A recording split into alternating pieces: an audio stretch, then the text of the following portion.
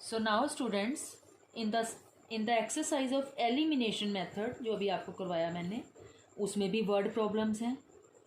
Okay, वो ज़रूर करनी है आपने। आपके पास सारे सॉल्यूशंस मैंने नोटबुक में लिखवाए हुए हैं। जिन स्टूडेंट के पास नोट्स नहीं है ना प्रीवियस, उन्हें अब पता चलेगा कि नोट्स की क्या वैल्यू होती है। I will not give you the solutions again and again. You take the solutions from the previous notes. Now, after elimination method in NCERT, there is cross multiplication method. But the cross multiplication method is deleted from the syllabus. But students, when you will see exercise 3.5, उसमें आपके पास cross multiplication method के first question के बाद एक second question है. That question is very very important question. वो delete नहीं हुआ है क्योंकि वो क्रॉस मल्टीप्लिकेशन मेथड से रिलेटेड क्वेश्चन नहीं है. This is totally different type of question and very very important question. These type of questions also will appear in periodic assessment paper. So what is the question? There are two equations given. इस तरह की question क्या कहा हुआ है? Find the value of a and b so that the following equations has infinite solution. So first I have written two equations. For infinite solution, this is the condition. Condition लिख लो. Condition लिखने के बाद a1 a2 b1 b2 c1 c2 की value put कर दो. a1 2, a2 a minus b, b1 3, b2 a plus b is equal to c1 is 7, c2 is 3a plus b minus 2. Now students, इस तरह के में क्या करते हैं, जब तीन एक्सप्रेशंस ऐसे इक्वल होते हैं तो क्या करते हैं, एक बार में हम दो लेते हैं. 2 by a minus b is equal to 3 by a plus b. अब इसको हम क्रॉस मल्टीप्लाई करेंगे. स्टूडेंट्स, क्रॉस मल्टीप्लाई करना मतलब एक डिफरेंट चीज़ है, क्रॉस मल्टीप्लिकेशन मेथड एक डिफरेंट चीज़ है. यहाँ पे हम क्रॉस मल्टीप्लाई कर रहे हैं. 3a minus 3b is equal to 2a plus 2b. 2a को इधर ले आओ, 3b को उधर ले जाओ, तो a इज इक्वल टू क्या आ गया, 5b. This will be use in the next step. अब सेकंड और थर्ड ले लो. सेकंड और थर्ड, चाहे फर्स्ट और थर्ड ले लो, एक ही बात है.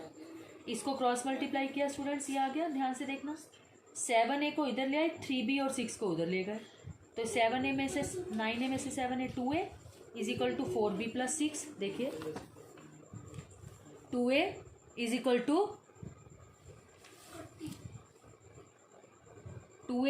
To 4b plus 6.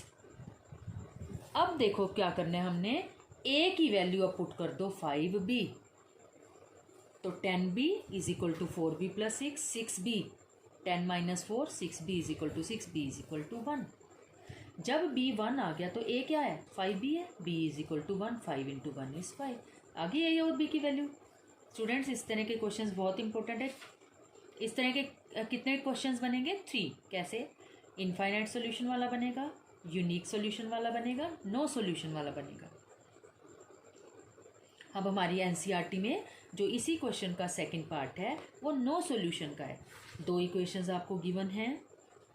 हमें क्या फाइंड करना है, के की वैल्यू फाइंड करनी है, so that the equations has no solution. तो for no solution write the condition. लिख ली condition, a1 by a2 is equal to b1 by b2 not equal to c1 by c2. Okay, a1 3, a2 2k minus 1, b1 1, b2 k minus 1 not equal to c1 is 1, c2 is 2k plus 1.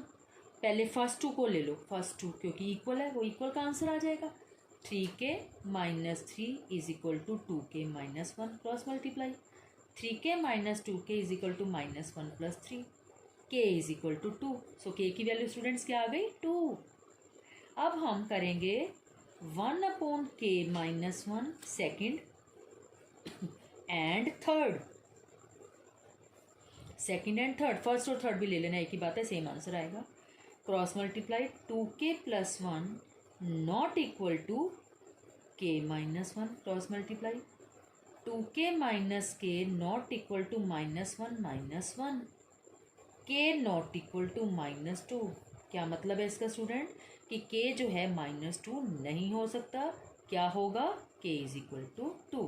तो for no solution वाले question में students आपने दोनों answer निकाल के आने हैं, equal वाला भी और नॉट इक्वल वाला भी।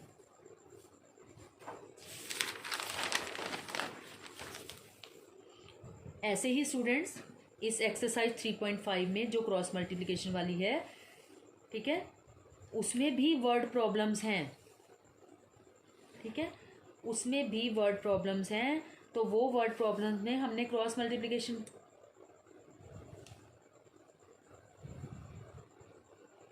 तो उन वर्ड प्रॉब्लम्स में भी करनी है आपने, लेकिन उनको किस मेथड से सॉल्व कर, क्योंकि स्टूडेंट्स वर्ड प्रॉब्लम वाले क्वेश्चन में मेथड मेंशन नहीं होता पेपर में, आप उसमें कोई भी मेथड लगा सकते हो, एलिमिनेशन लगा के आना है आपने, ठीक है। तो वर्ड प्रॉब्लम्स पूरी एनसीईआरटी में से कोई भी नहीं आपने छोड़नी है। अब लास्ट टॉपिक है इस चैप्टर का, आज ये लास्ट टॉपिक करने के बाद कल हम करेंगे इस चैप्टर के एक्स्ट्रा क्वेश्चंस। अभी तो मैं एनसीईआरटी कवर कर रही हूँ, ठीक है।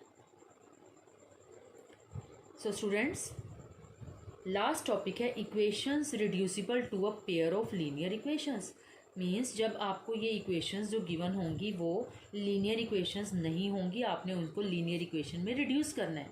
इस तरह की दिखेंगी 7x - 2y upon this, means upon में दिखेंगे, ऐसे अपोन में ऐसे। तो पहले तो ये इसको ठीक करते हैं, 7x upon XY - 2y upon XY is equal to 5, 8x upon XY plus 7y upon XY is equal to 15, 7 upon y क्योंकि x cancel, y cancel, 2/x is equal to 5, x cancel 8/y plus y cancel 7/x is equal to 15। Put 1/y is equal to a, 1/x is equal to b। Students u और v भी put कर सकते हो आप, u और v, okay. मैंने a और b put किया, आप u और v भी पुट कर सकते हो। 7a minus 2b is equal to 5। देखिए कैसे, 1/y a था तो क्या बन गया 7a, 1/x b है तो क्या बन गया 2b इज इक्वल टू 5। ये क्या बन गया 8a plus 7b is equal to 15। ये बन गई हमारी दो इक्वेशंस। अब फर्स्ट को मैं मल्टीप्लाई कर रही हूँ 7 से, सेकंड को कर रही हूँ 2 से। क्यों? क्योंकि 2 7 ज़ा 14, 7 2 ज़ा 14। ओके स्टूडेंट, समझ आ रहा है? इसको, इस इक्वेशन को कर दो ये वाले 7 से, इसको कर दो 2 से, 14 14 सेम आ जाएगा। मल्टीप्लाई करने के बाद ये आ गया। अब मैंने इसमें नीचे वाली इक्वेशन के साइंस चेंज नहीं किए। क्यों नहीं किए चेंज? क्योंकि 14b ऑलरेडी एक प्लस था और एक माइनस था। जब एक ऑलरेडी प्लस और माइनस हो तो साइन चेंज नहीं करने, ऑलरेडी कैंसिल हो रहा है। 65a is equal to 65, a is equal to 1 आ गया 1a। a की वैल्यू 1 कहाँ पे पुट कर दो इसमें? 7 into 1 minus 2b is equal to 5, 7 minus 2b is equal to 5, minus 2b is equal to 5 minus 7, b is equal to 1, b 1 आ गया। अब देखिए a और b तो आ गया स्टूडेंट्स हमारे पास, हमें चाहिए x और y। तो जहाँ हमने पुट किया था 1/y को a पुट किया था, a कितना आया है 1। तो अगर 1/y 1 है तो y क्या होगा? 1 ही होगा। रेसिप्रोकल 1 का 1 ही होता है। 1/x b है तो b क्या आया था 1, तो x b क्या होगा 1। So this is the answer of x and y। Next question is, इस एक्सरसाइज में नेक्स्ट क्वेश्चन एक इस टाइप का भी है स्टूडेंट्स, इसमें भी रिड्यूस ही करना है, ठीक है। 10 upon x plus y plus this, these are the two equations given है, लीनियर फॉर्म में नहीं है, we will reduce them to the linear form. Put 1/x plus y is equal to a, 1 upon x minus y is equal to b. पूरे को put करना है students. अब देखो स्टूडेंट्स, इस तरह के इक्वेशंस में आप एक x प्लस वाई है एक में नीचे, तो दूसरे में भी x प्लस वाई दिखेगा, एक में x माइनस वाई है तो दूसरे में भी x माइनस वाई दिखेगा, ठीक है।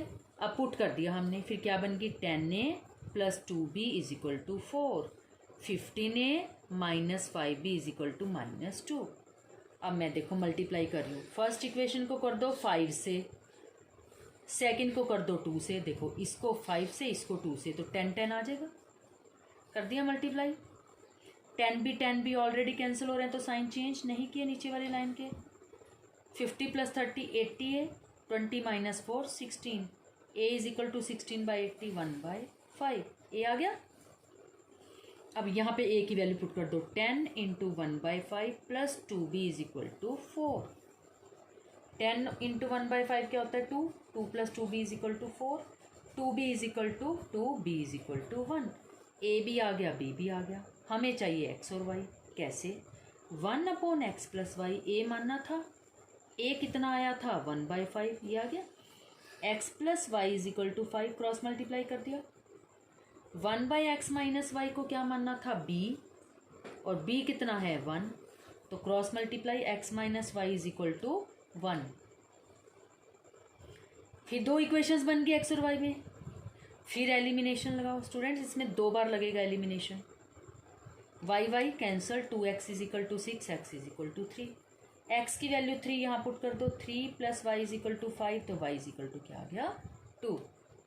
सो स्टूडेंट्स इस टाइप के क्वेश्चंस हैं आपकी एक्सरसाइज 3.6 में। रिड्यूसिबल फॉर्म कहते हैं इसको, ठीक है।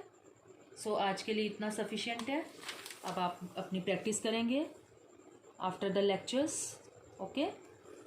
Tomorrow we will do more extra questions of this chapter for your revision.